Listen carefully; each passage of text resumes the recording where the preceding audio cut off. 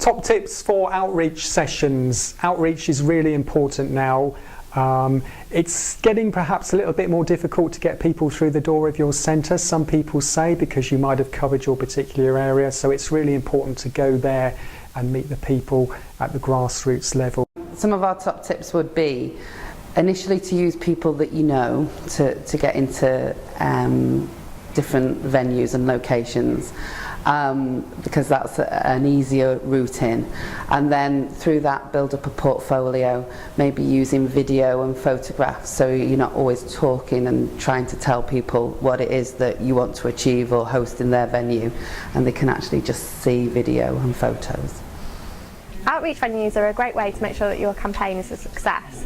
Consider places like pubs, cafes, supermarkets or other venues in your community.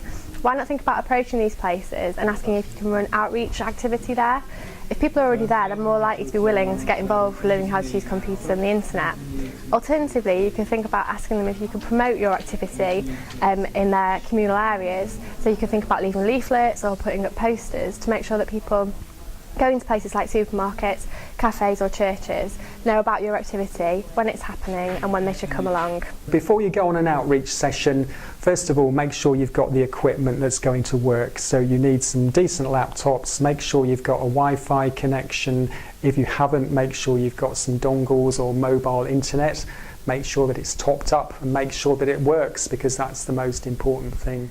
When thinking about doing outreach, don't forget it's really important to try and make someone comfortable. So whether you're in your centre or out in the community, always think about refreshments. Giving someone a cup of tea or a glass of orange juice and a biscuit can make it easier to approach them and talk about computers and the internet, and it can make it a lot more informal and relaxed. Make sure that you've got some learners there, so advanced publicity is really important.